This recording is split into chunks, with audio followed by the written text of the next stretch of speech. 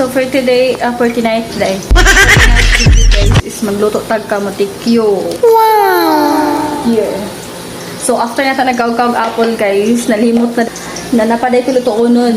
Nakamotikyo guys. So karon naka nasugdan, it's 10:31 p.m. So gabi na, it's sleeping time. Meron akong lakad bukas, so kailangan kong lutuin to ngayon. So, simulan na natin. Muna yung mantika, guys. Then, the kamote. So, daghan ito gipanitan, guys. Nawa.